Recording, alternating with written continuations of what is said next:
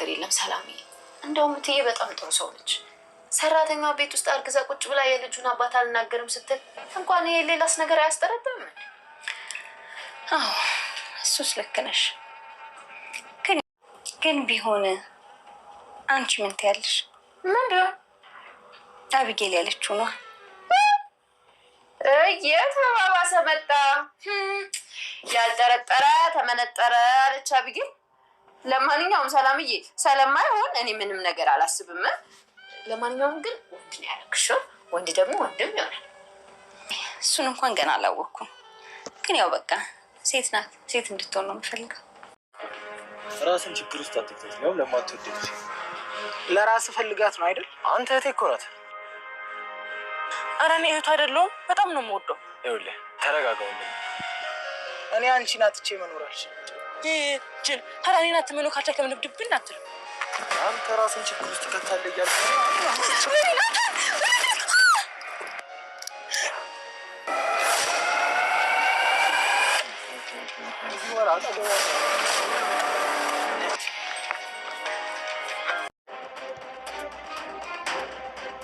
አላልኩም። ለማንኛውም ለአባዬ ንገሪው። ይሄ ልጅ አደጋ ሊፈጥርብሽ ይችላል።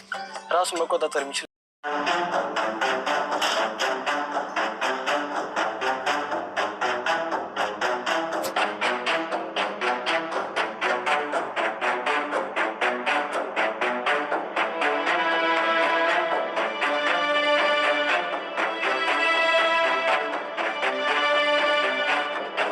ጤና ይስጥልን ውድና የተከበራችሁ የቻናሌ ቤተሰቦች እንዴት ናችሁ? ሰላም ናችሁ?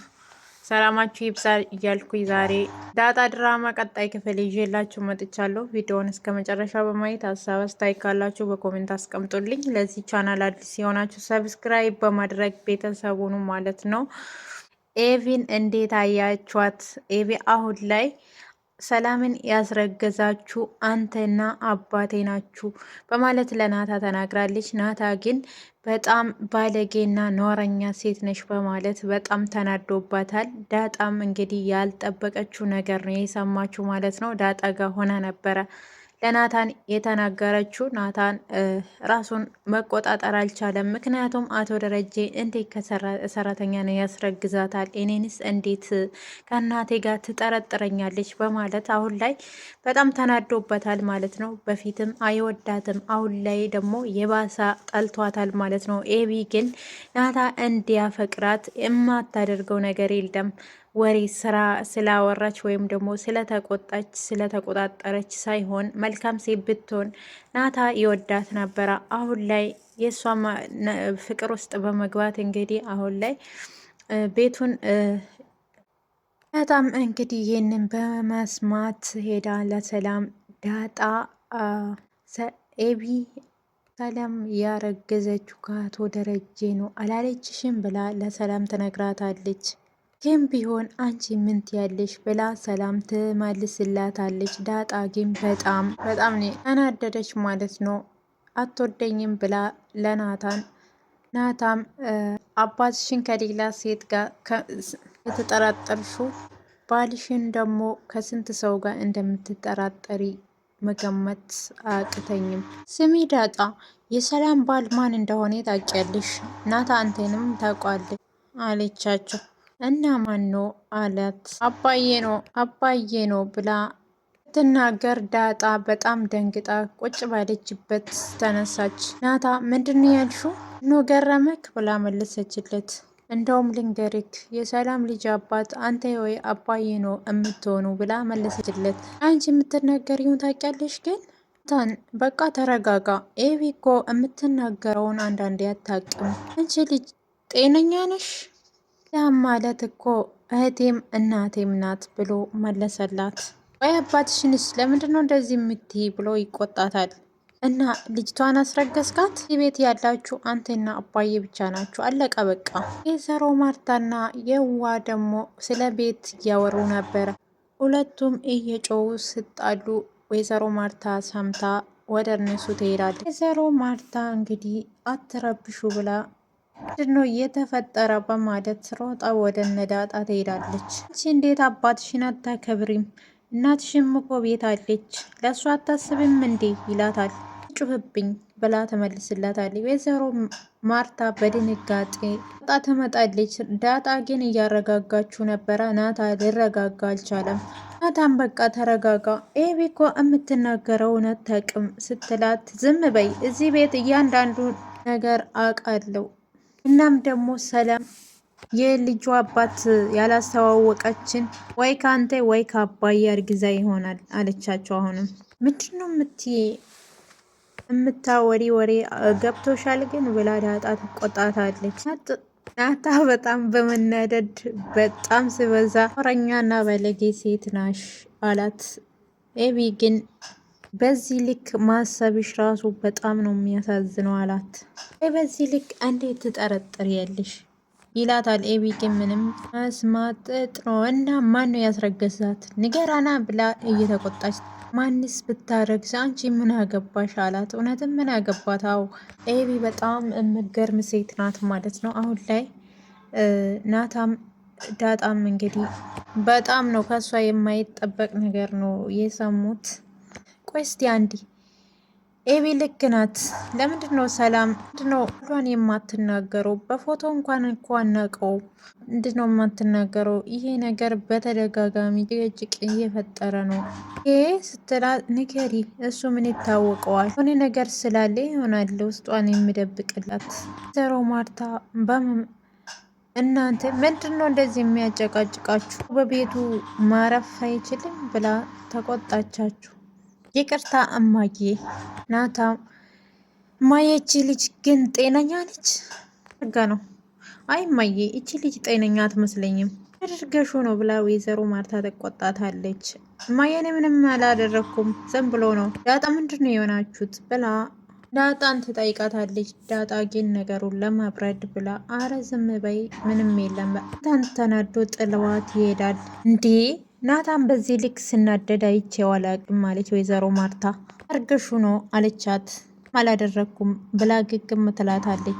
ኖ ጭራሽ ብለሽ ከናታም ጋር መጨቃጨቅ ጀመርሽ? በጣም ጥሩ የራስሽ ጉዳይ ብላ እሷ ጥላት ትሄዳለች ማለት ነው። ወይዘሮ እኔ ግን አባዬ ኤቢ ጤነኛ አትመስለኝም ዶላ አቶ ደረጀ ይነግረዋል። ጤነኛማ ጤነኛ ነች፣ የምታደርገውን ነገር በሙሉ ታውቋለች።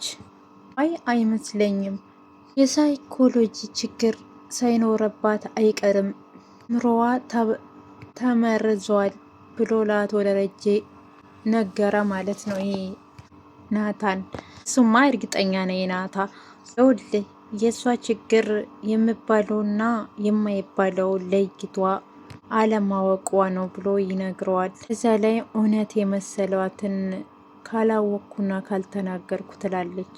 እንደዚህ አይነት ሰዎች በጣም ጥቂቶች ናቸው። እሷ ደግሞ በጣም የበዛ ነው። የምታስበው በሙሉ እኮ በጣም ነው የሚያስደነግጠው ብሎ ለአቶ ደረጀ ይነግረዋል። እዚህ ሀሳቧና ስራዋ እንኳን በህይወት መኖሯ ያጠራጥረኛል ብሎ ይመልስላታል ማለት ነው። አቶ ደረጀ ባለፈው በድብቅ ምስጢሩን ከሰማች በኋላ ነው አሁን ላይ ያመናት ማለት ነው። እንደሰማችም ያወቀ ከሀገር አስወጣታለሁ ብሎ ከአቶ ሲሳይ ጋም ተመካክሯል አሁን ላይ ማለት ነው። እንዴት ከሰው ጋር ትኖራለች ናታ? ከሰው ጋር ስትኖር እኮ ያየሆን እንዳላየ የሰማኮን እንዳልሰማ እና መኖር መቻል አለብህ ብሎ አቶ ደረጀ ይነግረዋል ነበር። ኤቢ ግን አይደለም ያየችውን ያሰበችውን ለመናገር ወደኋላ አትልም ብሎ ነገረው ማለት ነው። እሱን እኮ ነው የምልህ ናታ ታናት እንጂ እኔማ ከዚህ ሀገር ላስወጣት እያሰብኩ ነበር ብሎ የገዛ ልጁን ከሀገር ለማስወጣት እንግዲህ በክፋቷ የተነሳ አቶ ደረጀ ውሳኔ ላይ ደርሰዋል። ወይዘሮ ማርታ ግን ልጄ ከኔ እንድትርቅ አልፈልግም በማለት እምቢ ብለዋለች ማለት ነው። አሁን ላይ ኤቢ ከዛ ቤት ካልወጣች አቶ ደረጀና ወይዘሮ ማርታ መለየታቸው የማይቀር ጉዳይ ነው። ምክንያቱም ኤቢ አሁን ላይ ነገር እየፈለገች አቶ ደረጀ ነው ሰላምን ያስረገዛት፣ አንዴ ደግሞ ናታ ነው በማለት እየተቀበጣጠረች ትገኛለች ማለት ነው። ወይዘሮ ማርታ የኤቪን ወሬ ሰምታ እንደው ትዳሯ አስከፊ ሁኔታ ላይ እንዳታደርሰው ብዬ በጣም ያሳስባል ማለት ነው። በነገራችን ላይ ወይዘሮ ማርታ የእሷን ጸባይ ታውቃለች፣ ክፉ እንደሆነችም ሁሉም ነገር ሁሉም ሰው ያውቃታል ማለት ነው። ኤቢ ደረጀ ደግሞ ከወይዘሮ ማርታ ጋር በፍጹም መለየት አይፈልግም።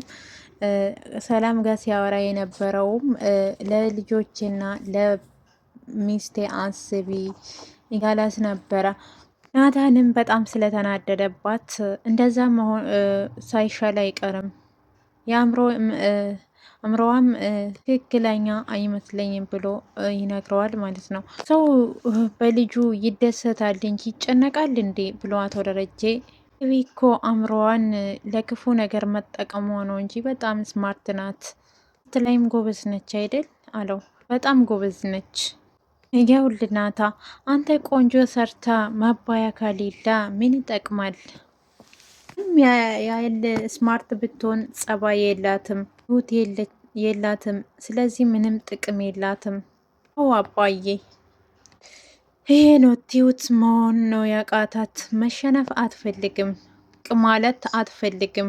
ጊዜ እሷ ትክክል፣ ሌላ ሰው ስህተት እንደሆነ ነው የምታስበው። ሰው ደግሞ ትሁት ካልሆነ ጸጋ የተገፈፈ ነው፣ ምንም አይሳካለትም። ሰው ልብ ውስጥም ልግባ ቢል አይገባም። ግዴለም ናታን፣ ልልካስት ሳይሻል አይቀርም። ኦ አባዬ፣ እንደዛ ሳይሻል አይቀርም። አዎ እልካታለሁ።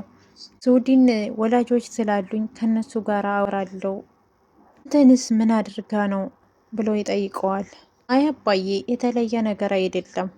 በቃ ወደ ሰፈር በእግሬ ልሂድ፣ እዚህ ድረስ ካደረስኩ ችግር የለውም በማለት እንግዲህ ኤቢ የተነገረችውን ነገር አልነገረውም ማለት ነው። አቶ አባዬና አንተ ነክ ሰላምን ያዝረገዛችሁ ያለችውን አልተናገረም። ያው ኔዴ በጣም ስለተናደደ ወይዘሮ ማርታ ደውላ አቶ ደረጀ ተናግራለች። በዛ ምክንያት ነው አቶ ደረጀ መኪና ይዞ እሱ ያለበት በመምጣት ወደ ሰፈር ያመጣው ማለት ነው። ናታ ግን በንዴት ነበረ ከቤት የወጣ። ቤቢ መንገድ ላይ እየሄደች የእሷ እጮኛ ይመጣባታል ማለት ነው። እንዴ ፍቅር ነዋ፣ ፍቅር ይዞ ለእኔ ችግር የለውም ግን እኔ እንዲወድ ነው እንደ እብድ እዚህ ቁጭ ብለህ የምጠብቀኝ ብላ ትቆጠዋለች ማለት ነው። መጀመሪያ ላይ በብር ገዝታው ነበረ። እሷ ያሰበችው ነገር አልተሳካላትም። ሰላምን እና ዳጣን ከዛ ቤት ለማስወጣት ድራማ ስታሰራ ነበረ ማለት ነው። አሁን ላይ እሷ ያቀደችው ስለከሸፈባት በጣም ትሰድበዋለች። አንተ ግን ጤነኛ ነክ? እኔ እንጃ ፍቅር ብዙ አመት ሆነኝ እኮ እኔ አልቻልኩም ይላታል ማለት ነው። ሰማኛለህ፣ አባዬ ቢያይክ ይገላል። እስከ መጨረሻ ነው እምወድሽ። ስማ በጣም ነው የምታስጠላኝ። እና ዳጣም አብሮ እያወሩ ነበረ። እኔ እኮ አልረሳሁልሽም ምኑን ስትላት የወጋ ብረሳ የተወጋ አይረሳም ብላ ተረተችላት። ሰላምዬ እሱን ታይና እዚህ ውስጥ ያለችው ህጻናት ስብ ያለቻት ይሄ ያ ሁሉ ወሬ ነው። ታዩ በቃ የተወለድኩት እዛ ድሬዳዋ ነው። በቃ ሰላምዬ ሁሉም ወሬ ነው። ካላመንሽ ደግሞ ይናጋሽ ደረጀን ጠይቂ አለቻት። ሰላም ግን አዲስ አበባ ነው የተወለድኩት ስላለቻት አሁን ላይ በጣም ጥርጣሬ ውስጥ ገብታለች ማለት ነው። ልጄ ናት ወይስ አይደለችም በማለት አይደል። ደግሞ ስሚ ሰላምዬ የምታስበው ሀሳብ እንኳንም አልሰማሻትም አለቻት። ምን አስባ ነው? ኧረ እንኳንም አልሰማሻትም አለቻት።